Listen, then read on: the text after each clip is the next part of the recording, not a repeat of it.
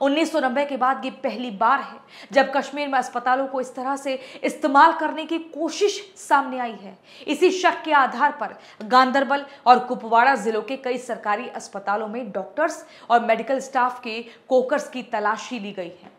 ये search operation लगातार कई दिनों से चल रहा है। इसका मतलब है कि जिस तरीके से उस दौर में अस्पतालों को मिसयूज किया जाता था, वही पैटर्न, वही तरीका फिर दोहराने की कोशिश हो रही थी, जिसे समय रहते पकड़ लिया गया। अब एजेंसियां ये पता लगाने में जुटी हैं कि आखिर कितने अस्पताल इस नेटवर्क के निशाने पर थे और इस सप्लाई चेन की जड़ें कहां तक फैली हुई हैं।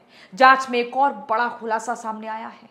पाकिस्तान में बैठे जैश हैंडलर ने दिल्ली ब्लास्ट के आरोपी डॉक्टर मुजम्मिल से सीधे संपर्क बनाया था। उसी के जरिए आतंकी गतिविधियों से जुड़े वीडियो और ट्रेनिंग कंटेंट शेयर किए गए थे।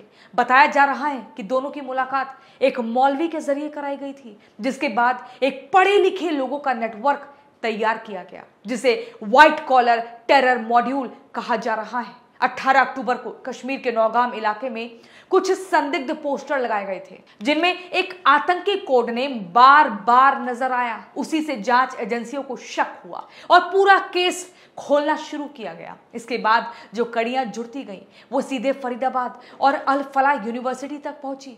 फरीदाबाद के धौज इलाके में एक टैक्सी ड्राइवर के घर से कुछ संदिग्ध मशीनें और उपकरण बरामद किए गए, जिनका इस्तेमाल गैर कानूनी गतिविधियों में हो सकता था।